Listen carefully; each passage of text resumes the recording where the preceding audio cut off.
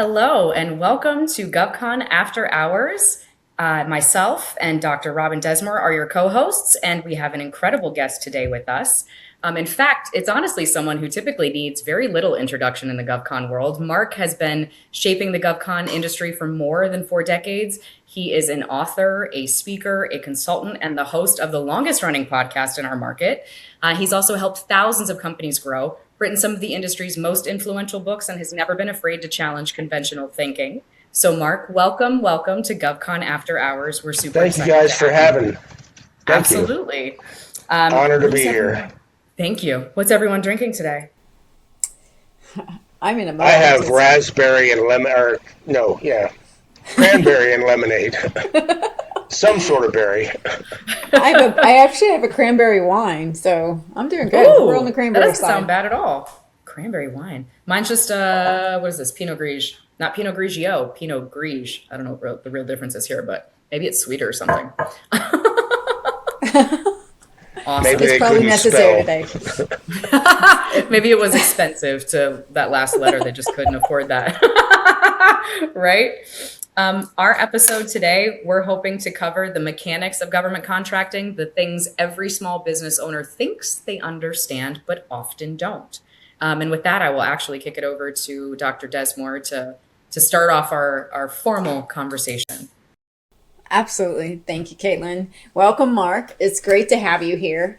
So as a small business, and as I work with many small businesses and have lots of friends who are too, if you have a lot of people coming into government contracting, from my perspective, their perspective, just in a general aspect, what are the mechanics of the industry that you think are most misunderstood? I think when people come into the government market, they're coming in for one of two reasons. They've heard a lot of rumors that the money is easy to get, or they've seen competitors of theirs come in the market and start to grow a legitimate niche. So I haven't seen much of a third choice there, but I've seen a lot of the first. And people who come in with unrealistic expectations usually leave within a year blaming everybody but themselves.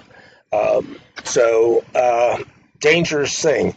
What a lot of people don't understand is the government does buy everything, but it's a community of niches. So there's groups in this market for literally everything. Professional association groups that you never hear of. So finding your niche and becoming somewhat known in that niche, participating in that niche is absolutely key. I mean, it's a relationship-driven market. The first line of my first book, first thing I do in seminars for the last 35 years, this is relationships. If you don't have them, go away, or start over and start building them. But it's not an easy market to break into. And if you think you know how the government buys, you're probably wrong, because right now that's an extremely fast evolving situation. So traditional buying methods are technically still in place, but the rise of SIBRs and OTAs and sole source is just utterly mind-boggling. I was going to say ridiculous, but whatever. That actually brings up a really good point, because my follow-up question is about the wasting of time, right? There's if you give yourself not that all of it isn't some capacity, but everything takes so much time in this industry, and people definitely underestimate that part. So when you're looking at it, you're like, what are the wrong things people are chasing? And I know I have my own. Everybody has a different version of it. I think a lot of it has to do with the type of personality it may be of what they're chasing down the aspect. But from your perspective and your obvious, expertise and understanding of the industry for so long, what do you think it is? The wasting time. With the advent of AI, you guys have a fair amount of visibility. I have a fair amount of visibility. In the last couple of years, I've been approached by no less than 100 companies telling me they have the latest, greatest, will find the bids and write the things for you and get it out the door. And you look at them and you go, number one, it's probably not doable. Number two, last week you were asking me if I wanted cream in my coffee. I don't care if you're a graduate student at Stanford and you know absolutely everything about AI. That doesn't translate into knowing shit about the government. This is a very unique market. So spending time chasing bids that are out of your wheelhouse is an extraordinary waste of time and money. This market has events probably a couple hundred times a day, depending on where you are in the country. I have a little cubicle at Carasoft, and mercifully, I'm a friend of the CEO. But I'm out there a couple of times a month because there's events going on there literally every day. You walk in the lobby and their screen is scrolling. They're doing 20, 30 webinars a day. They have a building that has 4 conference spaces and 36 other meeting spaces, and they're usually mostly in use. And that's just one source, right? So if you're in Crane, Indiana, there's events going on at the naval facility out there. If you're in San Diego or Seattle or Atlanta or, God bless, Huntsville, Alabama, Huntsville has events, at least weekly. So figuring out which events are most germane to you is not easy. Yeah. No, Amen. it's not. Events take time and money. Yep. It's a big conversation that I've had at many of the NBSBC dinners, like what events are the most effective ones? I'm like, well, what are you trying to achieve? Each one's going to give you something different in return. Yeah, exactly. But What's Caitlin, really? Yeah, I think honestly, it's a good segue into our next question, which is essentially when you're looking at, Mark, when you see companies that are growing versus ones that are struggling, are there certain systems or habits that typically separate them? What are they doing right? My favorite thing with most companies, depending on what they sell, if you're a commodity company, you're going to be selling literally across the board.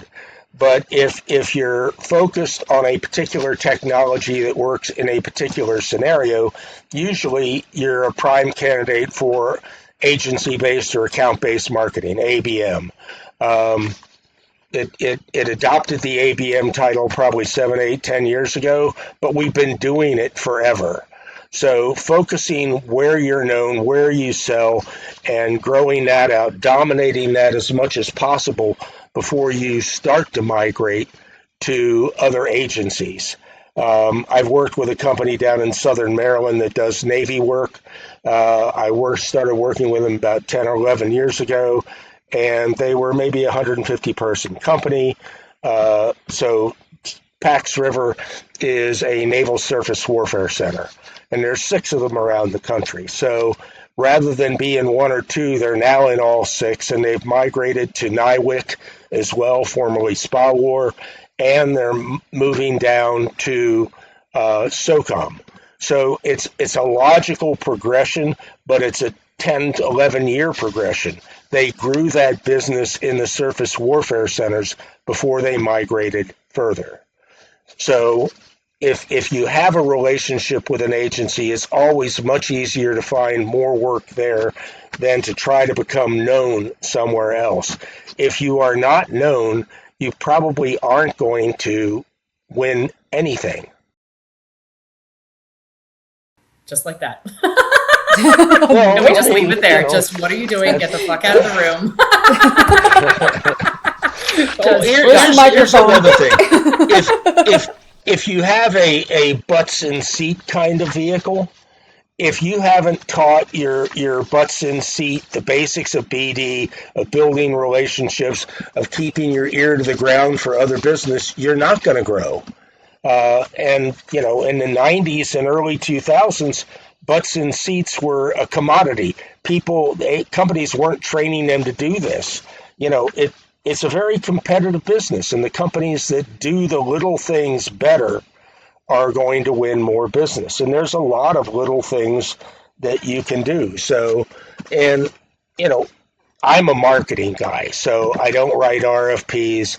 I have worked with companies on overall strategy, but you know, I'm a marketing guy. I love marketing, and this market has a lot of really, really good marketers and a lot of companies that just don't get it at all.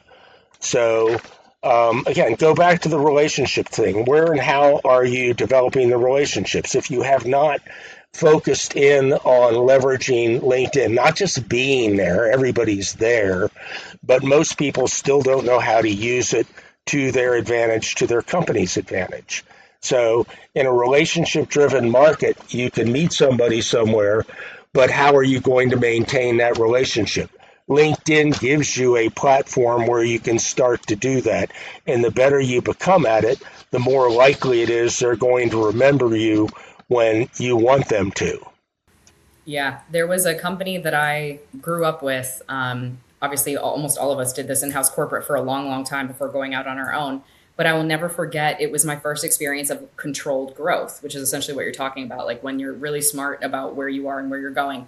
And they got really fucking good at DHA, I think. It was a weird small kind of agency. It wasn't our normal typical whatever, but they got so good at that and they controlled growth there, and it actually ended up making their whole company in the end. But I remember that conversation and sitting in those rooms with the BD guys and with the proposal guys, and then be like, no, we can't possibly do that. We'll be too big, or that would put us over the threshold, or that would whatever. And I need another 5 years at this size, or whatever it is, right? But they were intentional about their growth, and it really paid off in the end. So I think that's honestly a good lesson. I think a lot of people do come in and think it's big bang boom quick, I'm in and out. It's like, man, not necessarily. Sometimes it's a slow grind. You can't, and sometimes you have to be intentional about it. How many times have you seen somebody come in, make a big hit within the first couple of months, and cash out? I don't know that I've ever seen it. Mm-hmm. And I've been here for a long time. The other thing I was just thinking as you were talking that I've never ever seen, to your relationship perspective, because it absolutely is all about the relationships. I've never seen someone come in this industry cold and kill it. Never. No. Either you grew up in it first and then you went out on your own, but you grew up in the industry, but I've never seen a software developer from, Amazon who doesn't know a fucking thing about anything, come over here, start a whole thing and just kill it. It's like, because it is relationship driven. So there has to be some relationship somewhere for that to work. Well, this is making an argument right here, because if anybody understands the whole plant, what is it? Oh my God. Who's the Palantir? Palantir started with outside engineers coming in, doing something that the government needed that nobody inside the government was doing. Palantir started out as a very small organization. Now, I don't know their whole history, so I'm just talking out of what I do know based out of that part of it. But I read articles about how Palantir really just started with some intuitive and ingenious engineers who were not in this industry. Well, I think that's often the tech surface.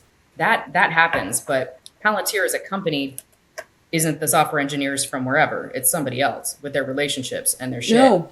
And but Palantir now, right? But back then it wasn't.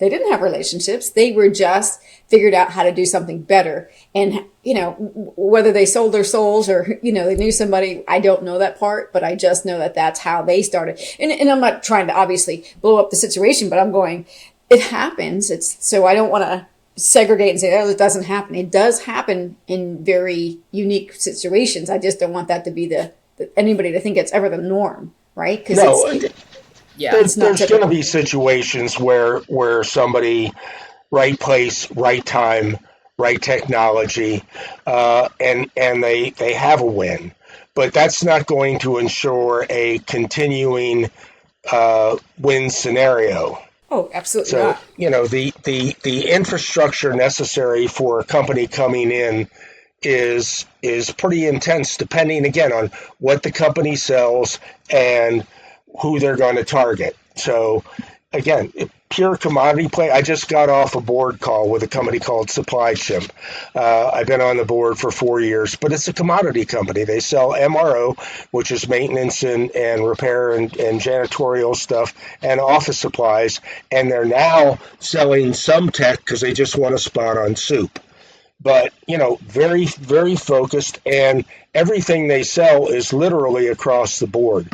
So, and we haven't touched on this yet. So they look, this is a very price sensitive, very margin squeezed niche. So we look for BPAs all of the damn time. And when we get them, we're happy. Hopefully we can squeeze a little better price out of them, but we're the source for an agency for a set period of time. So that leads perfectly into the next part of my question. If you could sit down with, all of these young CEO, GovCons, and give them an hour of advice, about how the business really works, what it really does, and some things you don't learn until you learn the hard way. What advice would you give them, and what kind of direction, or what kind of, if you had top 5, I don't know, maybe we'll go with maybe top 5 things, because I'm sure there's a long list. I have one. Well, I would start by asking a question, and that's basically, why did you come into this market? What do you think you know about it? And depending on their answer there, this guy from St. Pete in Florida called me and said if I got a GSA schedule, I would have money in the bank in 3 weeks. Well, good fucking luck getting this schedule in, 3 weeks or at all right now. Right. Considering what GSA is trying to do to the people who are already in line to get a schedule. So I'd start there and then ask them what they know about the community aspect of the market. Where's your niche? There's a lot of big associations here, ACT-IACT, AFCEA, Professional Services Council, on and on. One of you, Robin, probably you're on the National Veteran Small Business Council. So congrats for that, and thank you for helping them. I haven't spoken at one of their events for 10 years. But they're growing extensively at this particular point in time. So, there's a good plug for NVSBC. That's good, because they're one of the few set-aside groups that will not be impacted by untoward activity by the current administration.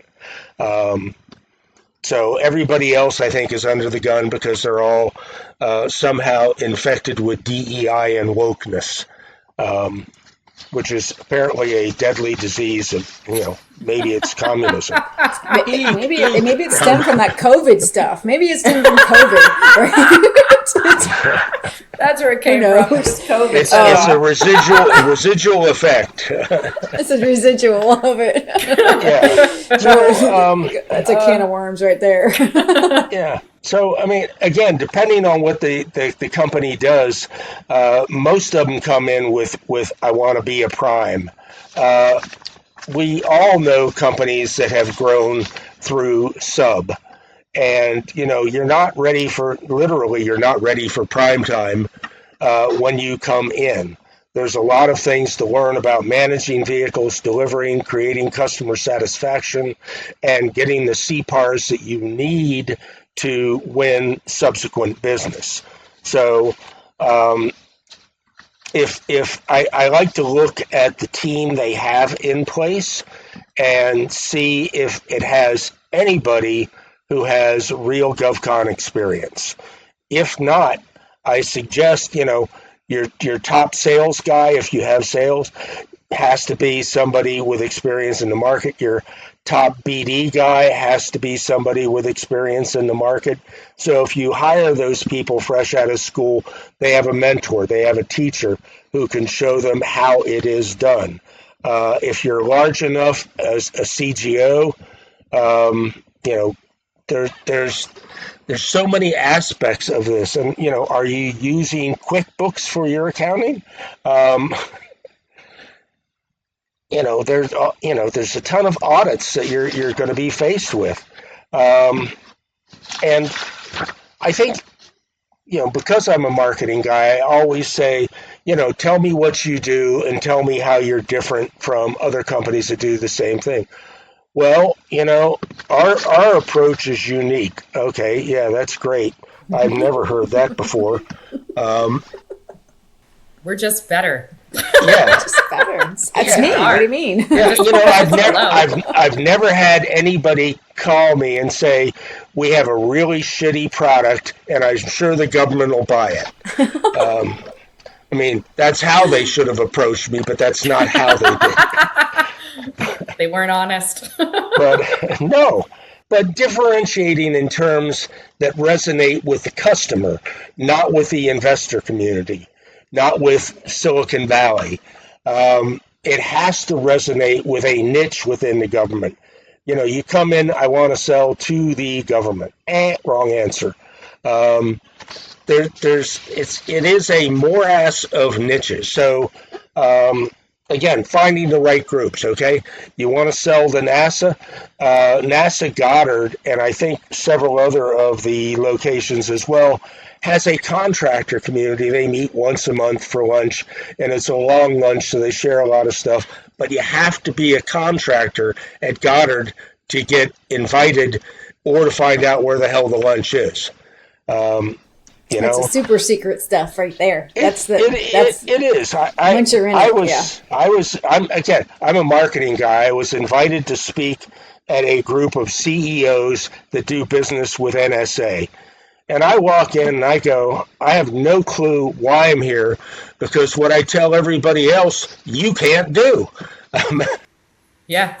Be loud about who you are and what you're doing. Yeah, they can say nothing and talk about nothing. Talk about your contracts in public. Yeah. So we recruit all the time for all the intelligence agencies, and every time we get to so what's the project? It's like, it's just crickets. It's like, it's like one sentence, 40,000 foot view. We're like, we'll handle it. Yep. I'll give the intelligence community this. They love really cool names for their contracts. Yes, they do. They're actually pretty fun. I like them. The neatest one I ever heard was Scooby Snacks. Yep. I have a few in my hat, but I can't disclose. They're classified programs. Can't do it. But yeah, I have a few. I mean, obviously there's some big ones out there, like, the Jedi, the whole Star Wars series of stuff that went on. Yeah. But yeah, that's pretty funny now that Super They're Scrolls. pretty cool. But, ask somebody details and, can I see your clearance, please? Can you show me where you read onto this program where I can actually share anything with you, including the name of this program? No. Yes. The other thing that some, not all, but a lot of people come into the market with is, I'm known in this technical arena. That doesn't translate to being known in a government technical arena. It's a different community. It's insular. Sometimes I joke that there's about 3 genes left in the gene pool and we're all related. But it's true. If everybody here is vettable, and if you're not vettable, you're not in the community. Right. True that. So, or some people who are vetted in the community shouldn't be. In some aspects too. That's another issue. I think a business model has a lot to do with a lot of how all of this actually winds up working too. You can still have a good business model and still screw shit up, but in many aspects, a good business model, does exactly everything that you were talking about, Mark, where it talks about, being very methodical, very, specific about how you're doing it and your approach to it and your growth. And I think all of those particular pieces are extremely important and for anybody who's coming into this market, but understanding that it doesn't happen overnight at all. No. I mean, American Express of all companies did a study. I want to go back to the early 2000s. It was American Express Open. They did a study on how long it takes for companies to win business in the government market. And this is back in the early 2000s, so it was a lot easier to come in.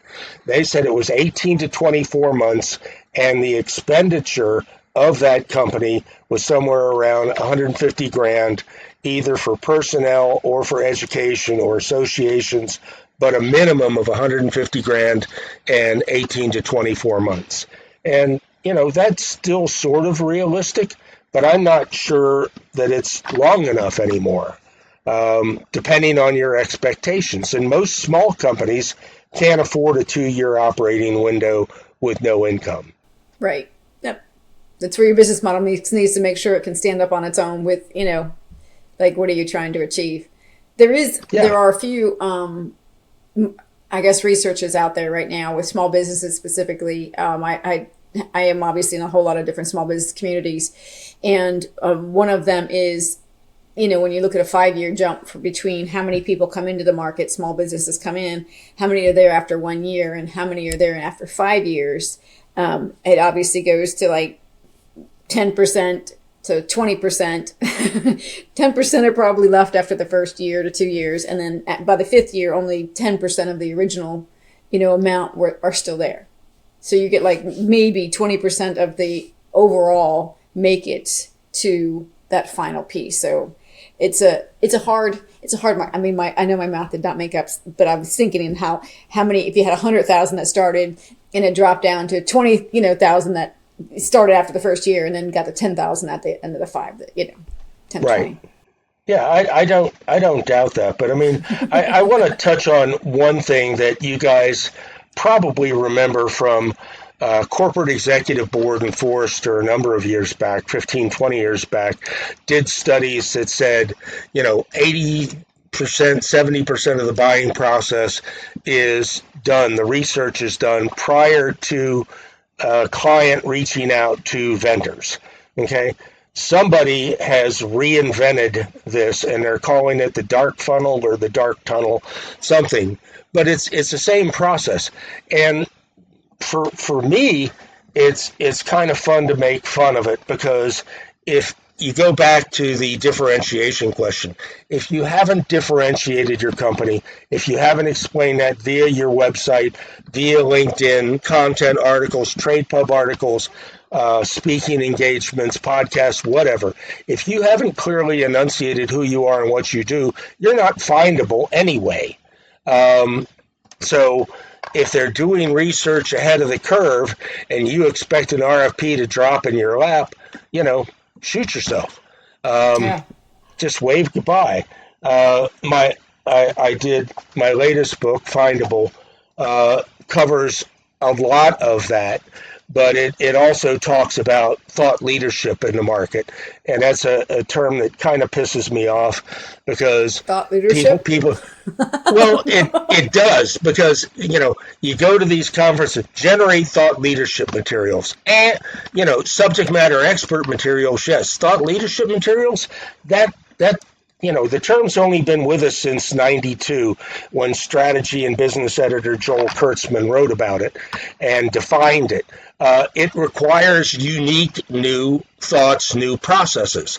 Most of what the government needs is not unique or new. They need people who can implement in an expert manner what needs to be done now. So you need subject matter expertise, not necessarily thought leadership.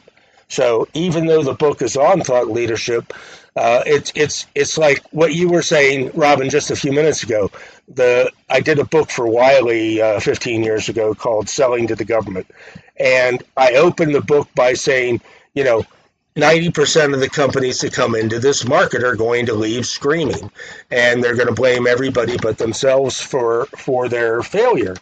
And one of my reviews on Amazon said, "Hey, thanks a lot for discouraging me." And I'm thinking, You're welcome. if you're that easily discouraged, this is not the market for you. No. Good Lord. That was your reality check there, buddy. So, differentiate or die. Jack Trout said that a number of years ago.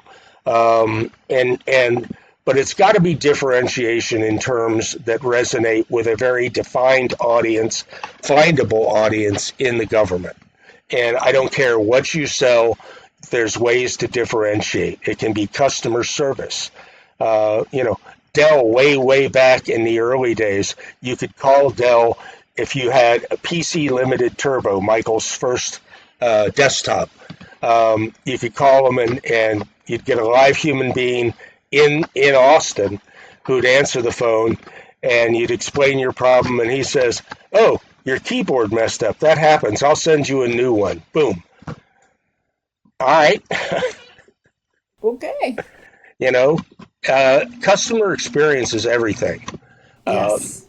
And yes, it is. resonates. Especially in this market. And actually in this market, that's how your relationships keep you running and keep you moving forward. Keep them happy. Keep them happy. Keep them happy. Keep them coming back.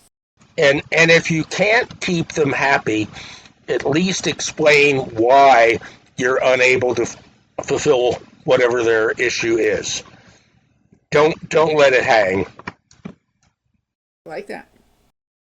Is there anything, Mark, at all that we haven't touched on in this conversation? We always like to kind of wrap up our podcast the same way, which is by asking our guest if there's anything that isn't being talked about in the industry that you want to talk about. We don't care if it's PC. We don't care. We don't care if it's thought leadership. Bring us some thought leadership, Mark. Bring us some weird shit we haven't heard about before. Let's go. Well, you come up with the right topic, I'll come up with another book. I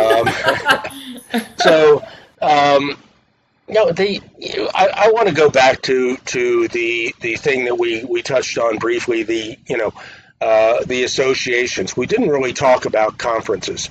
Lisa Sherwin-Wolf and I are writing a book on GovCon conferences. Pre-event marketing, at-event marketing, post-event. But the big thing is, how do you select the conferences or the networking events that you attend? You can spend your life out of the office attending things every day, and the pay there, for most of them, isn't there for you. It may be there for somebody else, but thank God Craig gave me a desk at Karasoff, because now I can go early and at least do some work, and if it doesn't pay out to be a great event, at least I got something done before I have to drive home. We talked about this with Lisa Shea Munt. I know Lisa Shea Munt. Yeah, on her everybody episode, does. We talked about it at length. Yeah, we talked about it in length because the return on investment, for anybody coming into it is if you're trying to get done, you can wear yourself out and really become financially just in the hole before you even get anything or get anywhere, because there's just too much, and there's so much information out there now, and everybody so contradictory, and you go, should I be here or should I be here? And you're like, you have to be very methodical. And it'd be great. It's got to be a great book, because the fact is that most people don't know how to go to conferences and how to pre-plan and how to prepare for what it looks like, and how to, when you're there, run yourself ragged, but then come back and then follow up with everything that you've done. I actually take a team with me every conference I go to anymore, because I can't do it myself. It's just too much and I'm going to reference another one of my books.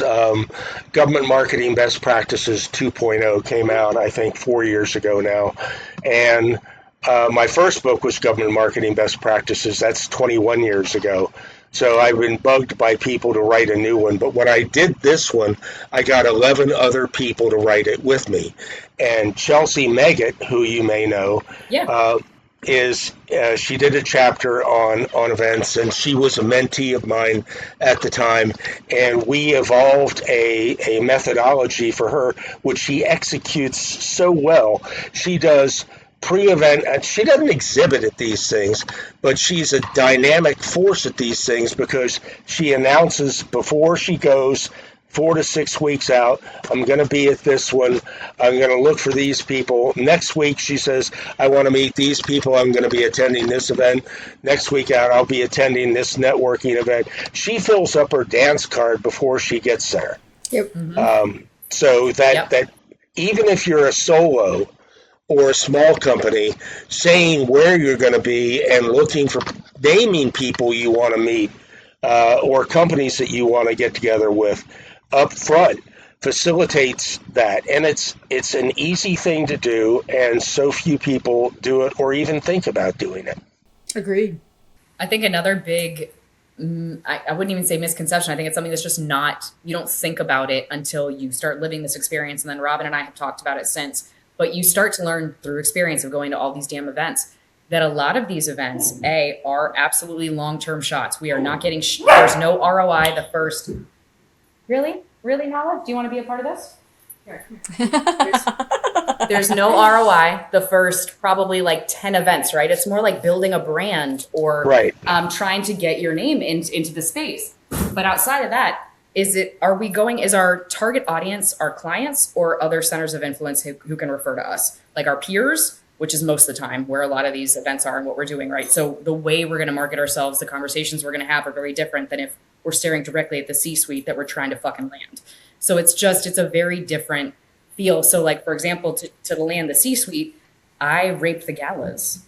I go to all the galas where all your C-suite actually shows up to get the awards for the work that everyone else did that year, right? So it's like that's that's your client target. But then all these other events is often the peer group. And so it's just different. But I think a lot of people don't even think about that. They're like, well, I didn't get a client. I'm like, there wasn't a fucking client here. It was just all of us. Like, of course you didn't, bro. Like they weren't here, but like their people were here. So start that process, which is a different kind of relationship. Yeah, but that's a strategic way of looking at it. But if you target, like AFCEA has two groups that emphasize this. AFCEA Central Maryland focuses exclusively on Fort Meade, which means DISA and NSA. Okay. AFCEA Bethesda, I think it's evolved a bit, used to be focused exclusively on NIH and government health initiatives.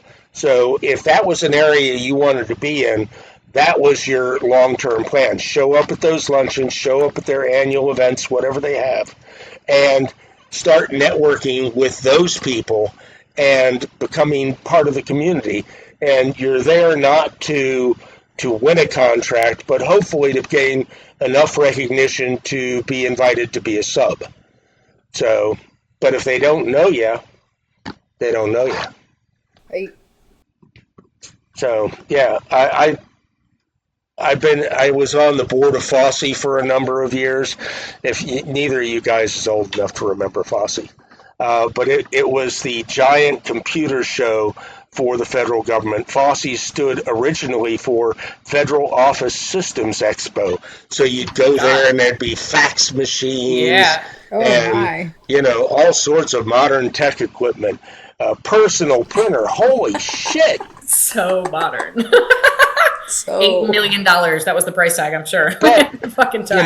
they filled up the convention center, 500-600 exhibits, and 50,000 people would show up because it was new, it was exciting, and you could get lost in the crowd, and if you were a 10 by 10 booth, you did get lost in the crowd.